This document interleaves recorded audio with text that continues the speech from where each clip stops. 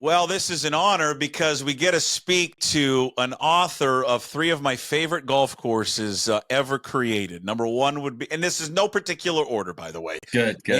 Bandon Dunes, Gamble Sands, and Tetherow. And ladies and gentlemen, the creator, the author of those three fabulous golf courses, David McLay Kidd, is with us here on PuckSports. Hey, first of all, thank you for creating those three courses. They're wonderful.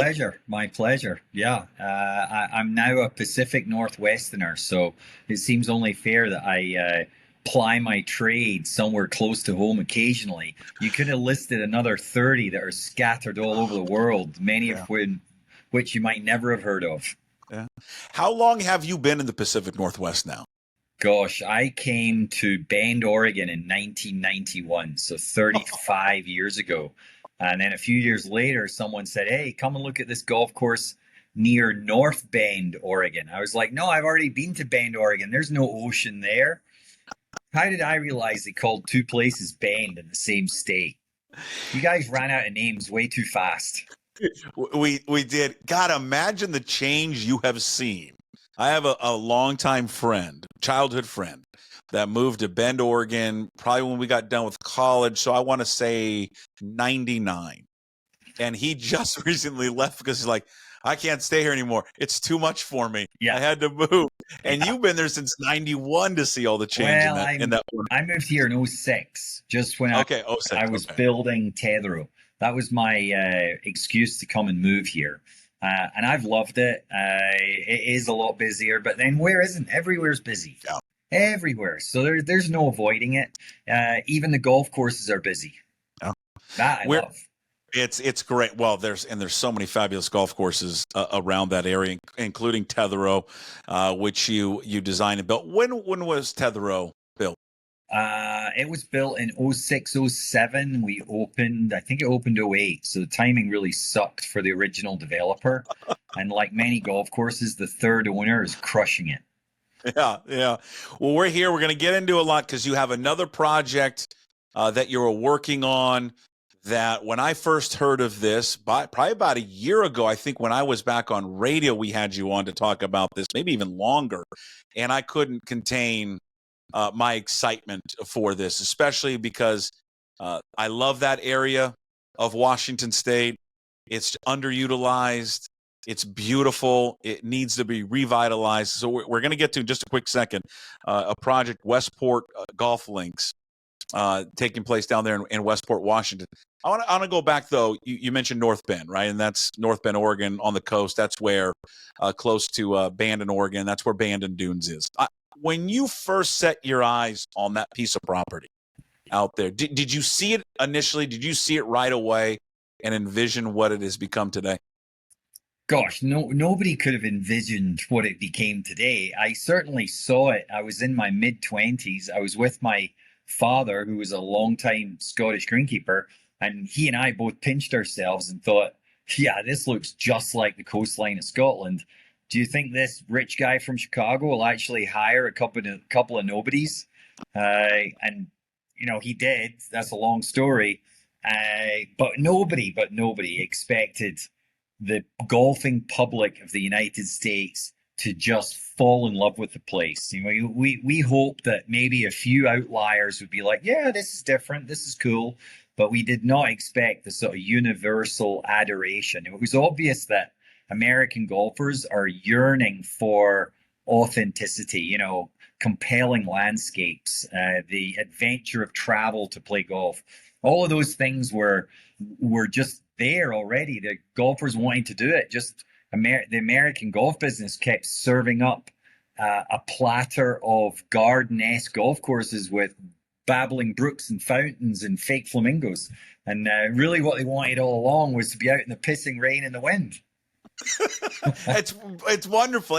Wonderful. It seems like it is when you're there. It just feels like even when you do go in those conditions, you're like, yeah, I'm in. It's because the scenery is so beautiful. So then let's then transition to your new project that is in the works. Hopefully it comes to fruition. Westport Golf Links in Westport, Washington. When you landed and saw that setup at Westport, and Westport Golf Links, and there's an environmental impact study that's coming out. I want to get to that here soon.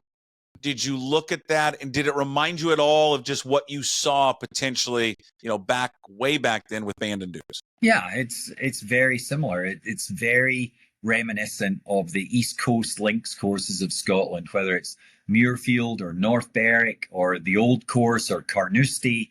It's soft, rumply dunes, hard against the ocean, smelling the ocean air. It's all of the key ingredients that make golf, as Bandon likes to say, as it was meant to be. It's right there in Westport, Washington. And the Pacific Northwest is the only place in the United States that can deliver golf similar to that in the British Isles because of the weather, because of the types of grasses that will grow, because of the 12-month season. All these facets don't exist anywhere else but this little corner of the continent. And in this corner of the continent, there are so few pieces of land where that opportunity could be realized, because most of the land, one way or another, is unavailable to develop as a golf course. So Westport is one of the few spots where that exists. And just like you said, that area, just like Bandon 30 years ago, is yearning for a gemstone to be placed in the jewel to make everybody go there and make everybody spend their money and fall in love with the place, as many of the locals already do. Why is it a good thing?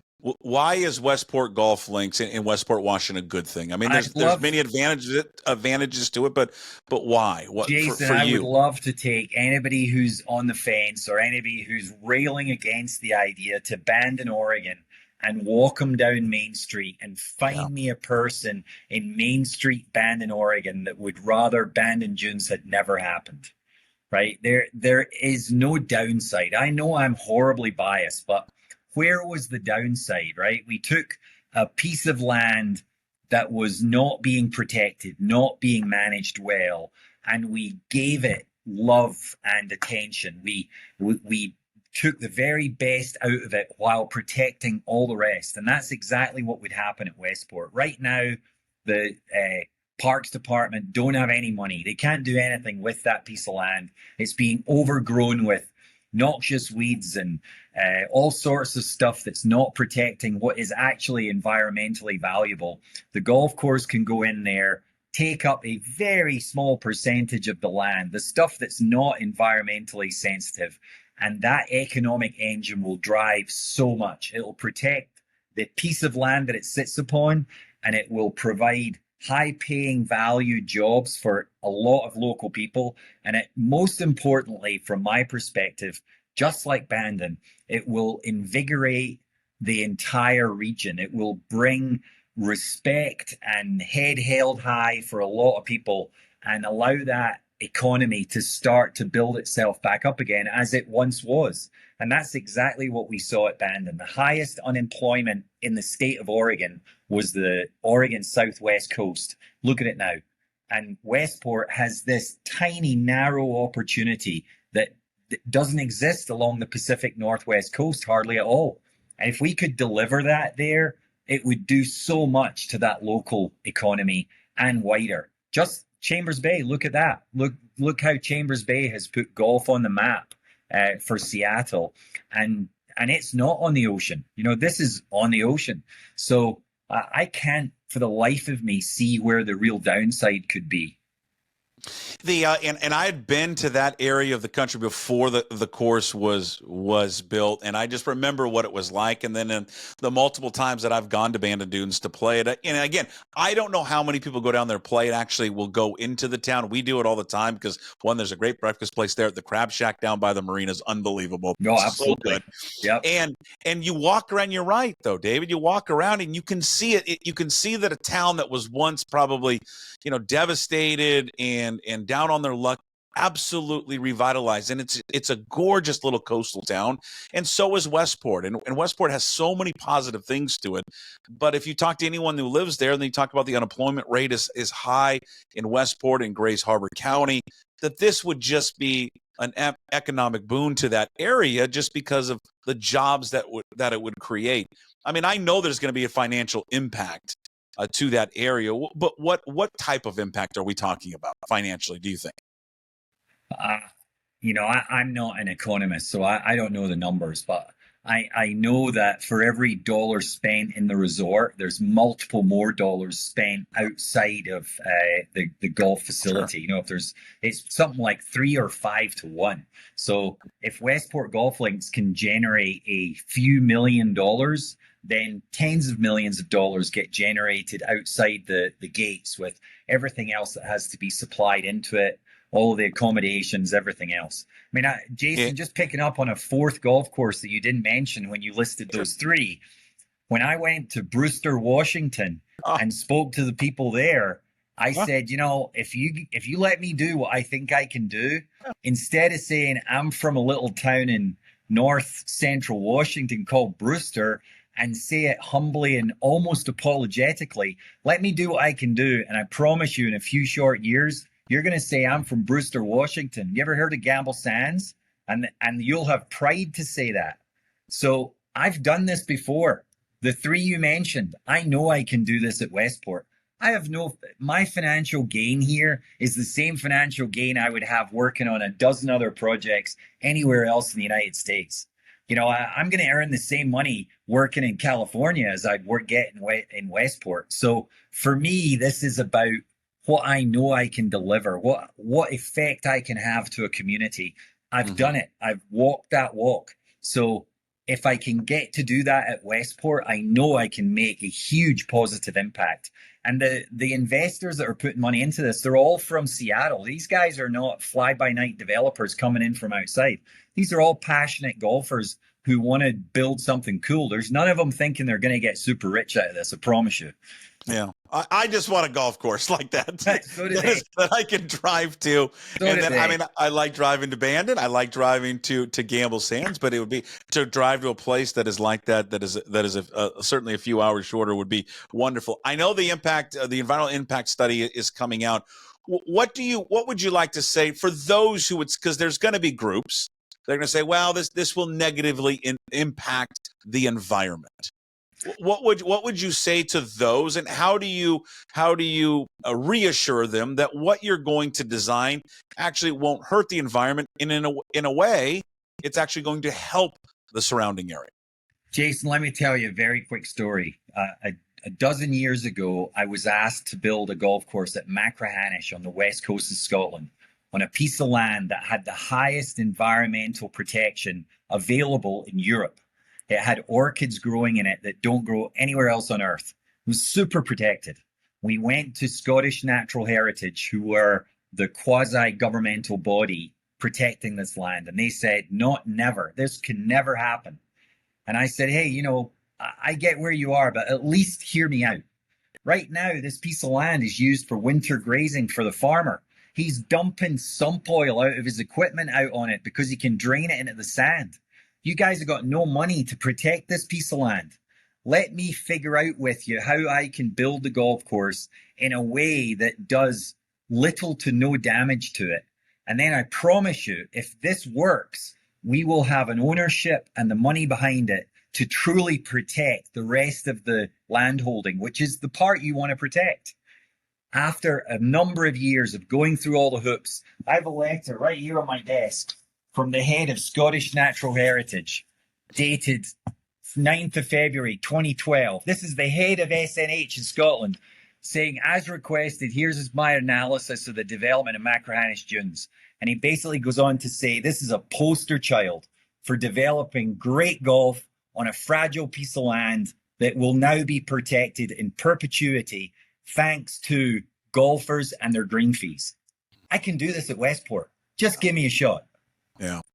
Do you think that in terms of just what else it would mean to the community? I mean, we've touched on that a little bit before, but, and I've mentioned it, that it is a fabulous community. It's got a long just history of fishing and crabbing, but, times have hit that community hard. I just hope people realize and you can transition to new work. And there's a strong group of people, David, that live down there And there's other businesses because people visit the golf course, visit, the surrounding hotels and resorts, and then they want to go out and spend money in town.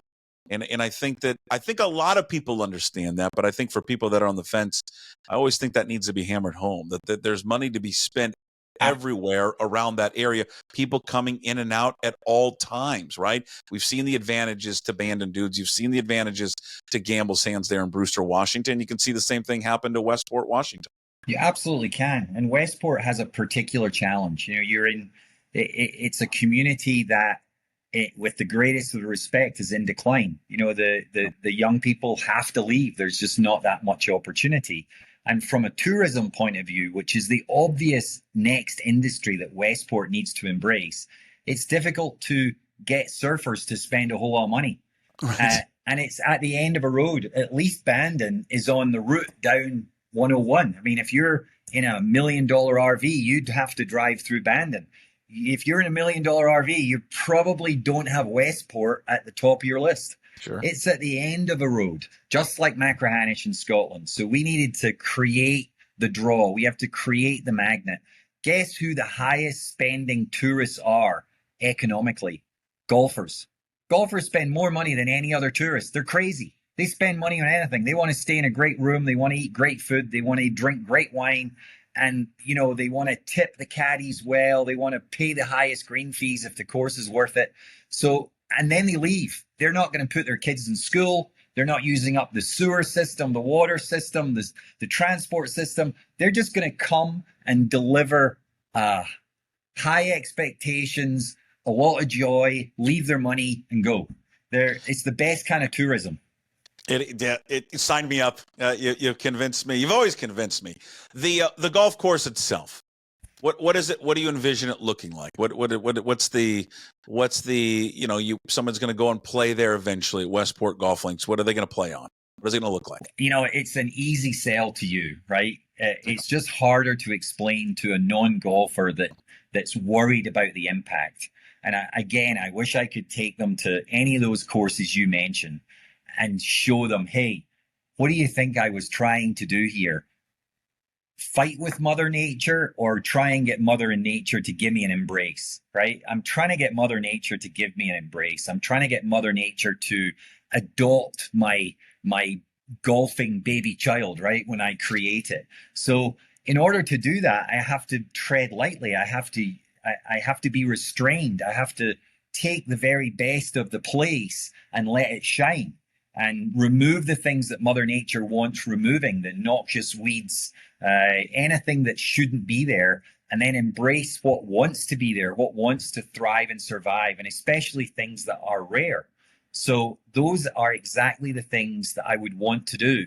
Easy to say. There's a lot of golf course architects will tell you this, and then you go look at everything they've built, and it's bright green, covered in Japanese maple trees and babbling brooks. You look at my portfolio, it doesn't look like that. Mm-hmm. It's wild and woolly and ragged at the edges and very natural. And that's exactly what we would want to do at Westport. We want to celebrate that piece of land as it is. We're not looking to place some contrived golf course on top of it.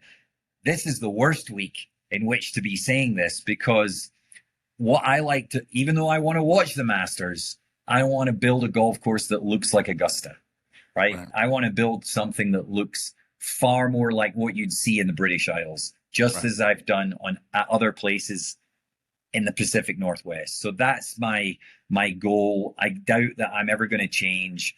I know that I can build something that would look like Machrihanish out there. If we get the opportunity to. And I'm positive that in the years that then pass, people would, those that are threatened by it would feel better about it. I think that's them calling you saying it's a go. It's good. Let's go.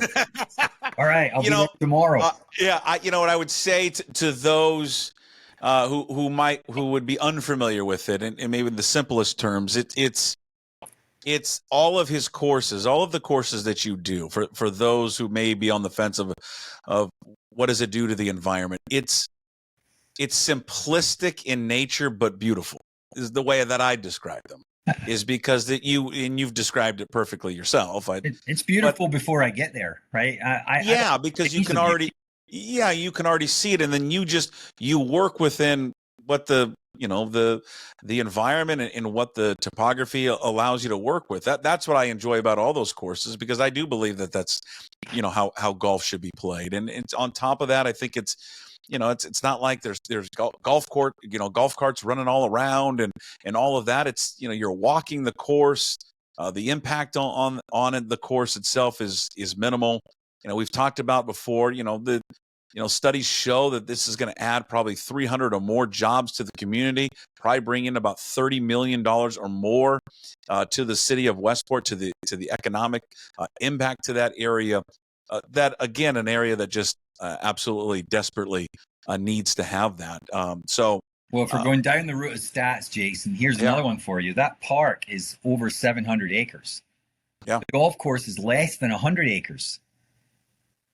And so we're going to use the lowest value 100 acres to protect the other 600. The other 600 will be protected forever. Bandon Dunes covers thousands of acres, and yet the courses cover a tiny fraction of it.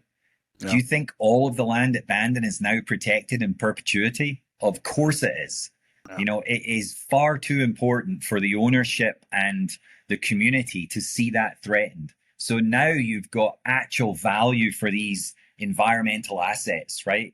Right now, the environmental assets, the very things that we want to protect, have no monetary value.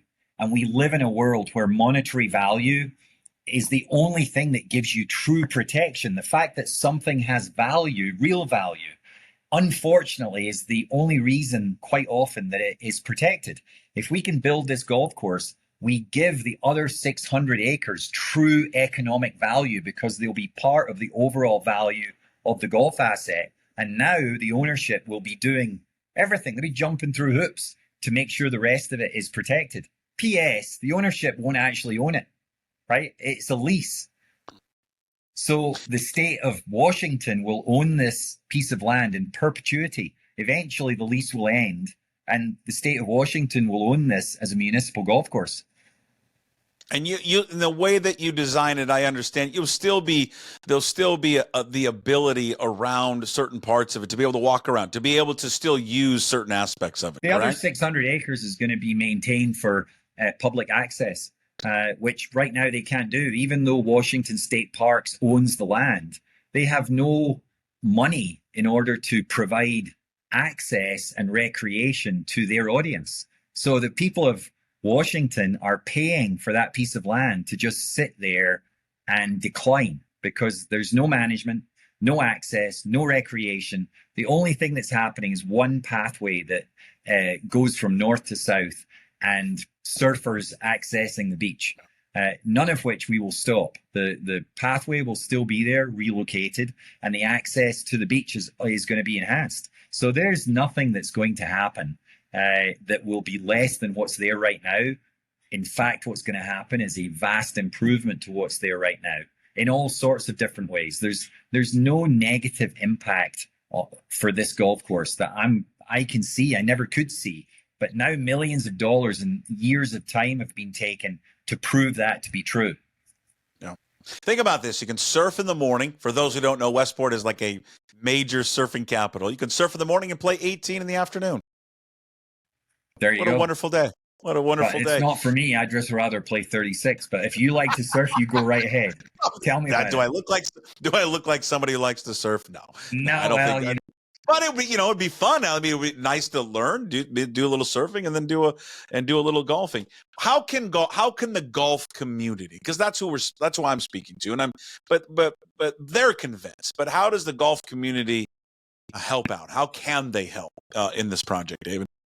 Well, in the end, it comes down to politics. I mean, that is the bottom line. I mean, this isn't an argument with the local community. When we did a town hall meeting a few years back, the town hall was full to capacity, standing room only, out the door. People were clapping and whooping and hollering. There was almost nobody, like 3 people in the whole hundreds that showed up that were anti. Everybody else was rah, rah, rah, let's go. So why has this thing not happened already? It's politics. If those that are listening want to help, it's your state representatives, the governor. I mean, those are the people that need to hear your voice to say, hey, I think this is a good idea. I don't want the minority stopping the majority making a good decision.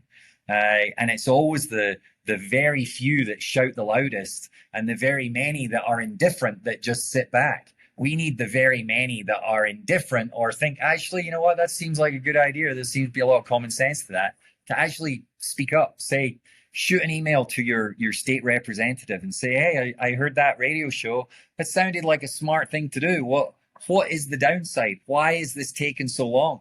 Why is this group of Washingtonians spent all this time and money and still can't get this thing to the start line? Well, what is impeding this from happening? Politics, bureaucracy. That's what's stopping it. Nothing else. If we could get past those things, the box checking, this thing would already be built already, and we'd have a bunch of high schoolers caddying this summer and spending untold hours with mentoring adults, having wonderful conversations and setting up their college internships, which happens all the time. You know, we'd have all sorts of cool things that you and I aren't even talking about yet. You know, into college scholarships being paid. I mean, the biggest college scholarship in golf is the Chip Evans Fund, which fully funds hundreds, if not thousands of kids every year, full ride to go to college. Do you know which golf resort sends the most kids to college full ride? Bandon gyms, by far. Dozens every year. Do you think Westport could do that? Hell yes. Yeah. There's one thing right there. Wouldn't it be cool if a bunch of Westport kids got to go to the college of their choice, all expenses paid, because they caddied for a summer? I mean, that's just one of many, many things that would make this a great idea. We got to get it done, and we got to get it done. Westport Golf Links. We'll do our best. I hope it works out. I got a good feeling it's going to work out, David, because you're behind it. Thank you for joining us here on Puck Sports. David McLay Kidd, Westport Golf Links. We'll have more information on this throughout our show and promoting this, and hopefully it gets done. Thank you for Bandon Dunes. Thank you for Gamble Sands. Thank you for Tetherall. Thank you for everything you've done for the golf community. I appreciate it. Absolute pleasure, sir. Thanks for giving me a platform to talk about Westport and the reasons that I think we should get it done. Great. Thank you, David. Thanks.